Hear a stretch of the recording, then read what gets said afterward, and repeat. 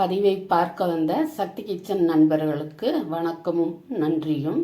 இன்றைக்கி என்ன செய்ய போகிறேன்னு பார்த்தீங்கன்னா, ப்ரெட்டுக்குள்ளே முள்ளங்கி ஸ்டஃப் பண்ணி சாண்ட்விச் செய்ய போகிறோம்.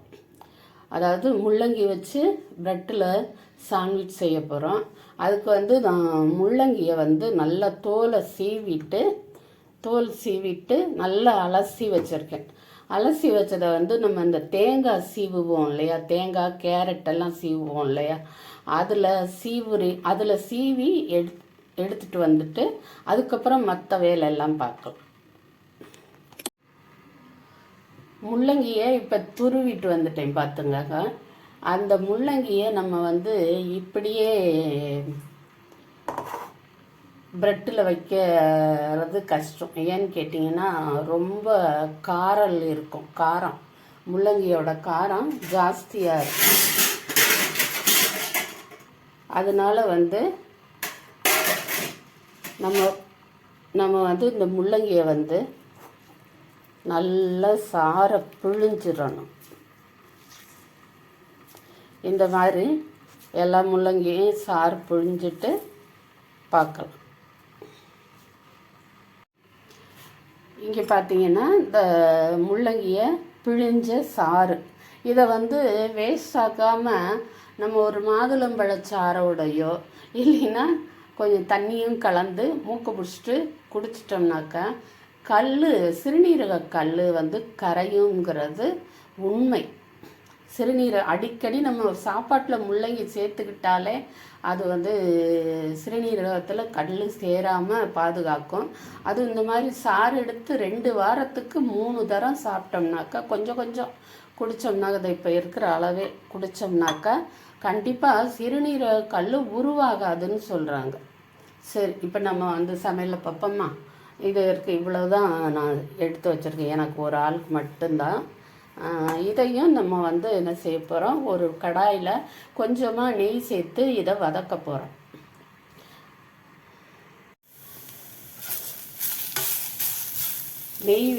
கொஞ்சமாக நெய் விட்டு இந்த முள்ளங்கியை வதங்கிட்டு இதோட நறுச்சுன்னு இருக்கணும் இல்லையா, கொஞ்சம் அது சாஃப்டான உடனே அதில் கொஞ்சம் சீனி போட்டு அதையும் சேர்த்து வதக்கி எடுக்கணும். வதக்காமல் வச்சோம்னாக்கா கொஞ்சம்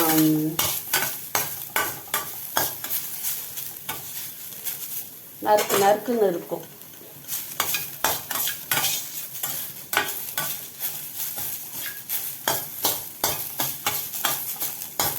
சரி, இப்போ கொஞ்சம் சீனி போட்டுறோம். சும்மா ஒரு 10 கிராம் 15 கிராம் அளவுக்கு போட்டால் போதும். அதே புகை கிளம்புது பாருங்கள்.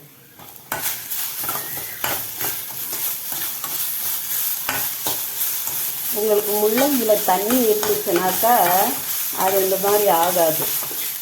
நல்லா முள்ளங்கியை நம்ம புழிஞ்சு எடுக்கிறதுனால அந்த சீனி அதில் கேரமல் ஆகுது. போதும், இறக்கிடலாம். இறக்கிட்டு நம்ம ப்ரெட்டை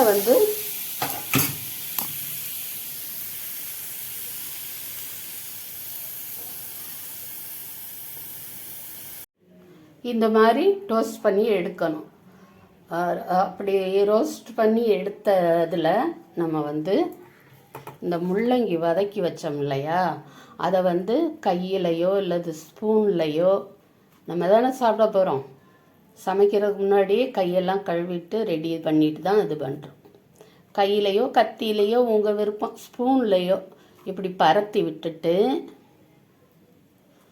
உங்களுக்கு சொல்லாத இன்னொரு பொருளும் நான் எடுத்து வச்சுருக்கேன். உங்களுக்கு தேவைன்னா ஏலக்காய் பொடி சேர்த்துக்கிறலாம். ஸ்மெல்லு இருக்காது, கூடிய மட்டும் ஸ்மெல்லு இருக்காது. அதனால ஏலக்காய் தேவையில்லை. இப்போ நான் போடுறது பார்த்திங்கன்னா லேசாக தேங்காய் துருவல்.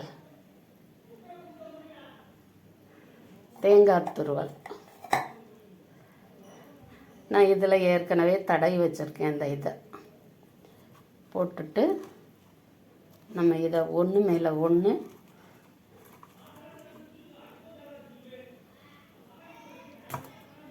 ஒன்று மேலே ஒன்று வச்சு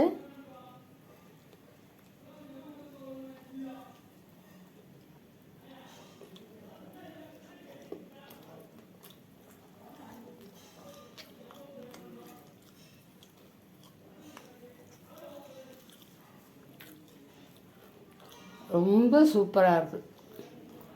ஏதோ அல்வாவை வந்து ப்ரெட்டுக்குள்ளே தடவிட்டு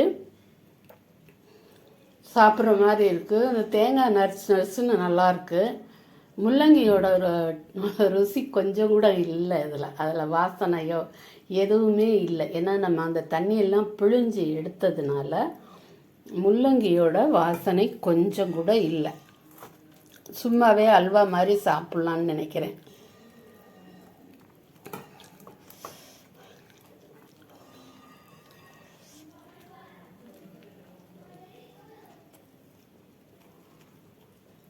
ரொம்ப சூப்பராக இருக்குங்க. நீங்கள் முள்ளங்கிலாம் சாம்பாருக்கெல்லாம் வாங்கிட்டு மிச்சம் இருந்ததுன்னா வேஸ்ட் பண்ணாதீங்க. முள்ளங்கியில் வந்து துருவி போட்டு சப்பாத்தி செய்யலாம், துருவி முட்டையோடு சேர்த்து ஆம்லெட் போடலாம், இன்னும் என்னென்னமோ செய்யலாம். அல்வா விட்ட செய்கிறாங்க அல்வா செய்கிறாங்க, முள்ளங்கி அல்வா செய்கிறாங்க. இப்படியும் செய்து கொடுத்தாக்கா பிள்ளைங்களும் சாப்பிடுவாங்க, கண்டிப்பாக சாப்பிடுவாங்க. ஏன்னா அதில் முள்ளங்கியோட எந்த ஒரு இதுவும் இல்லை. ஆனால் அதில் இருக்கிற நன்மைகள் கொஞ்சம் நன்மைகள் இருக்கும். நம்ம தண்ணியை தான் கொஞ்சம் பிழிஞ்சு எடுத்துருக்குறோம். முள்ளங்கியோட நல்ல குணங்கள் அதில் கொஞ்சம் இருக்கும். அதனால் நீங்கள் வந்து பிள்ளைங்களுக்கும் கண்டிப்பாக கொடுங்க, நல்லது. இப்போவே கொடுத்தோம்னா, சின்ன பிள்ளையிலே கொடுத்தோம்னா அவங்க அதை சாப்பிட பழகிடுவாங்க. சரி, இந்த சேனலுக்கு நீங்கள் புதுசுன்னாக்கா அப்பா நாக்கு சொட்டை போடுது, அவ்வளோ டேஸ்ட்டாக இருக்குது. சேனலுக்கு புதுசுனாக்கா வரும்போதே அப்படியே ஒரு சப்ஸ்கிரைப் பண்ணிவிட்டு லைக் பண்ணிவிட்டு, அடுத்த வீடியோவில் உங்களை நாங்கள் பார்க்கணும். அதனால் பெல் பட்டன் கிளிக் பண்ணிவிட்டு வாங்க. முள்ளங்கி ப்ரெட் டோஸ்ட்டு சாண்ட்விட்சு சாப்பிடலாம். சூப்பராக இருக்குது. எனக்கு வாய்க்குள்ளே அந்த முள்ளங்கி இருக்குது, முள்ளங்கி மட்டுமே இருக்குது, ப்ரெட்டெல்லாம் வாய்க்குள்ளே போயிடுச்சு, தொண்டைக்குள்ளே போயிடுச்சு. ஆனால் அவ்வளோ நல்லா இருக்குது அந்த முள்ளங்கி. அப்புறம் இந்த வீடியோவை நீங்கள் பார்த்ததுக்கு என்னுடைய சக்தி கிச்சனுடைய நன்றியும் வணக்கம். போயிட்டு வாரேன்.